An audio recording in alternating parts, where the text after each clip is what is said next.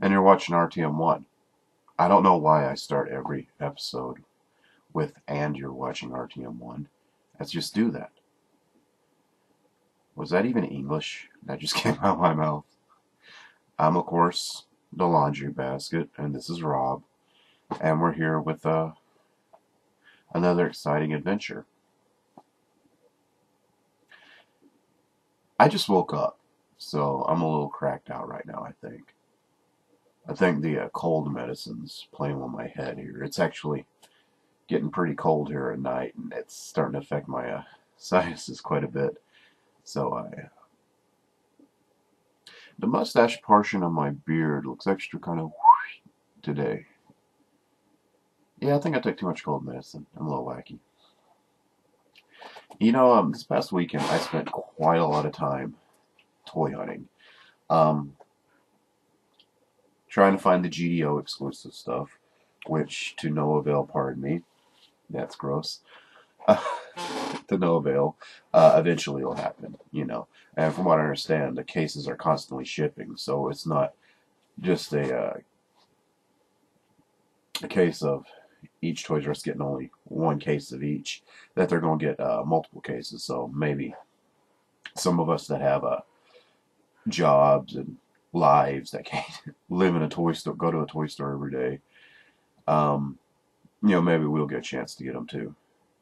However, I did find some Prime stuff. Kind of searched high and low for some of it and got a little frustrated because, you know, I've never been really one to complain about the amount of Bumblebee toys, but it's actually starting to get on my nerves quite a bit, and I've really grown attached to the fandom nickname of the glut of Bumblebee toys, the Hive, calling it the Hive, to the point where I'm like, the goddamn Hive got to this one, and I walk out.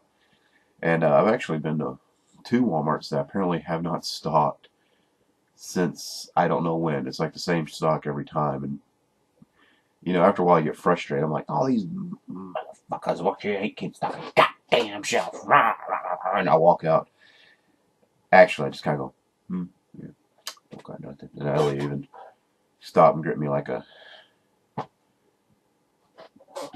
Mountain Dew and like a Snickers, and I go to the next one.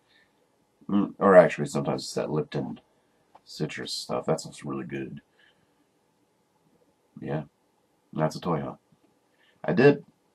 I found a Dreadwing, who's very excellent. And I actually feel kind of bad about it because I went to the store and it had a pallet full of boxes on the shelf, and I looked, and the shelf had not been stocked since the last two times I've been to the store. And I saw like a Voyager one. And I was like, oh, maybe Ultra Magnus. And I grabbed it, and I did the whole little, and I go running down the aisle, act like I'm working there stocking so no one will say anything if they see me. That's how you do this properly, people. Don't ask the stock person. They're not going to do it for you. Sometimes they will, sometimes they won't. But if no one's there and you grab it, go to the shelf and open it up, you're cool. Well, about as cool as buying toys on a Saturday night gets. And my little pocket knife opened them up, and it had like a Prime, a Starscream, a Bulkhead, and a Thunderwing. So I grabbed a Thunderwing because I needed them. And like I said, I feel a little guilty because I actually prior hid a Thunderwing. Why do I keep saying Thunderwing? His name's Dreadwing. I was thinking about Thunderwing because he's in the Prime game. I actually hid Dreadwing at the Walmart next to my work because I had a lot of bills due and I felt bad about buying a toy. So I hid it so I don't find it. Now I'm like, I'll get this one. Yeah. And I'm like, wait a minute, I hid one. Maybe I should go by at Walmart and unhide it so someone else can get it. You know what? Tell you what. If you're watching and you're in Noonan, Georgia, or the Noonan, Coweta County area, and I know someone is because I leave RFC cards at the racetrack, and about once a week they're gone, and I really need to restock. I haven't put any up in about a couple of weeks, but they're always gone pretty quick. And there's a big comic shop down there, and I've seen Dorks and Robot shirts buying toys. So I know some of y'all out there have to be listening or watching. So if you guys are out there, and I didn't even hide this very well, but I know I've learned Coweta County that I can actually hide it in the same section and no one will look. It's behind the Dark of the Moon leader figures. That's the same place I've hidden so many toys and have never gotten them cooking. So if you want it, that's where it is. So I did my friendly service announcement. The other Walmart Shack shops put some effort into hiding, but this one you can actually just hide it in the same little 8-foot section and no one will get it. I don't know why. But I did while I was out. Luck upon, ta-da, Rumble. Yes, I really wanted Rumble. I love how his chest is a monster face. I love that little bit of design. I'm really happy he doesn't make me straight out think the classic Rumble when I see him. I mean, despite for these pistons, that could really just double as guns because they really just look like guns. I know the camera only picks it up so well. But he's sitting here on my PC. I'm really enamored with this figure. He's really great. And I'd really suggest, if you're into current toys, he's a good pickup. Oddly enough, Five Below, which is all summer had RPMs or Speed Stars or whatever they call them, had Human Alliance guys for $5, and I don't have this mold, so I grabbed a Sandstorm here, or Private Dickhead or whatever his name is. For $5, that's not too bad. They also had those Star Wars little guys, but they only had like Anakin and Obi-Wan. And I already got the Darth Vader one, so didn't really want those two. But after frustration, I found them, and it kind of got me thinking. And at work, I've taken to bringing a MP3 player with me because it's just impossible to pick up a radio station I don't want to listen to anymore. And let me adjust this camera since I'm taking this pose. Now, my oscillating fan and television and a couple of Creo boxes are part of the cast too with the laundry basket. And I think a lot while I work. I have to think a lot. It's part of my job, but I kind of dead space while you're doing things and you got something on your mind. And I was thinking about Prime itself, and I obviously like the show Prime. I've not made that a single secret on RFC proper or here on RTM1 or really anywhere. I've not made it a secret. And like I said, I'm looking forward to this Prime video game. I haven't even got Fall of Cybertron yet. I'm waiting for it to go on sale or something. But I pretty much plan to get the Prime game right off the bat for my 3DS. I really like it. And there's some points I wanted to address that kind of popped in my head. Various complaints of other people's, and me maybe defending why I like it. One is the first number in the number system. 2 is the second number. Now you know. But anyway, I know a lot of people are kind of turned off on the visual aspect of it, and that's fine. You're not going to like everything. Me, I personally like it. It's kind of a nice homogenization of classic movie and animated designs. All kind of and the animated designs is really kind of, it's like that. It's a light, they're kind of streamlined like they were in animated. That's really about as far as that goes. But with the slightly movie design twist in there, and the modernization of the classic styles, visually it doesn't bother me at all, and it doesn't bother some people because they don't like that a lot of characters don't have noses. I don't know. I don't share that thought, obviously.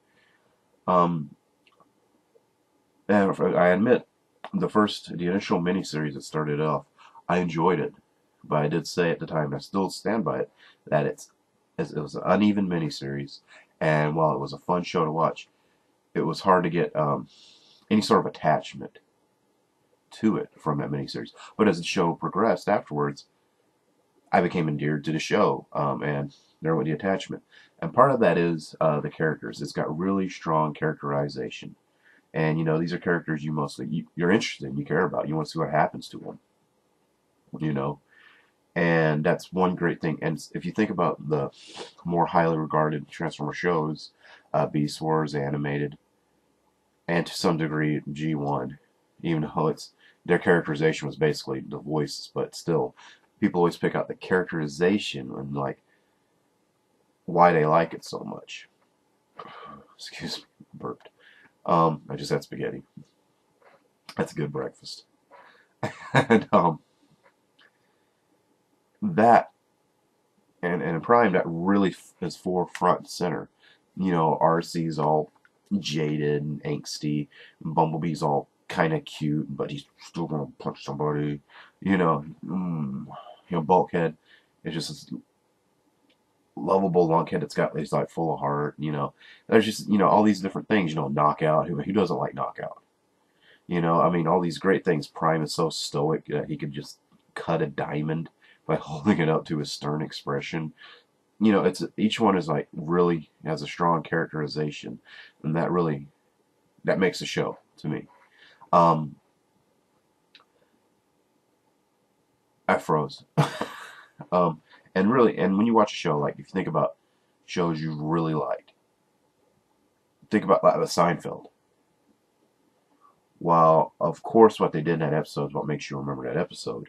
If it wasn't for the characters, you wouldn't care. Like, it could be a big episode or a small episode. The characters drove, well, what they were doing. And that's, what makes the show really great for me.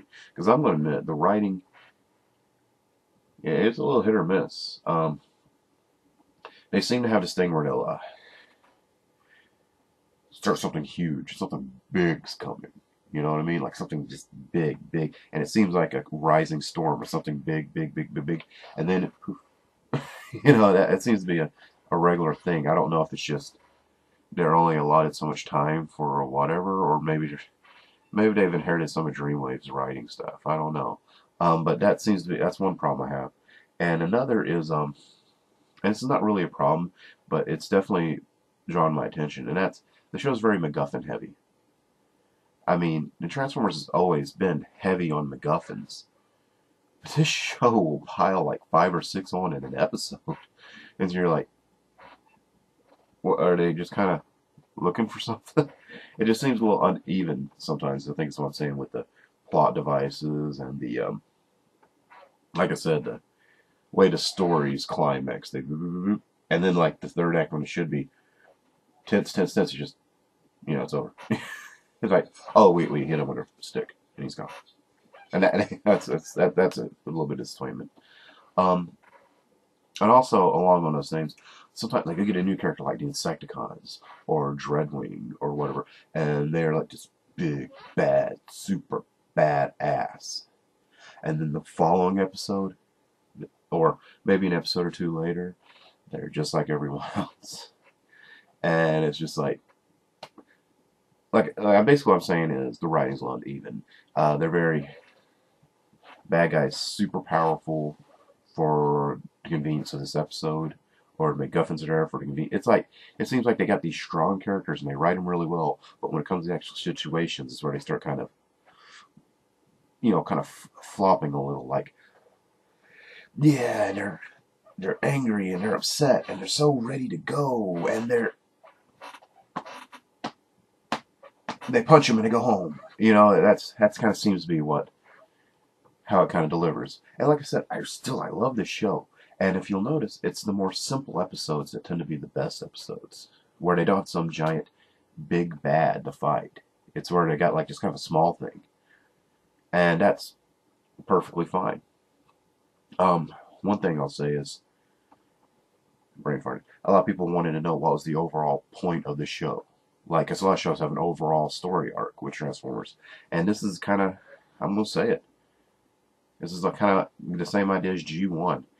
The point of the show is adventures with the characters. They have a story arc, drop it, go to another story arc, and they have little smaller episodes. It's more episodic than story arc driven. And while their story arcs extend several episodes, the focus is that it keeps going, because let's just face it, our lives aren't focused on one singular event. It just keeps going and going and going. And that's great. I think that's because if the show does end, it might not end on a cliffhanger like, hey, what happened? Well, I've rambled enough. I'm out of breath and I got a cold. So thanks for watching, and tune in for tfradio.net for shows and showtimes. I'm Rob. Thanks.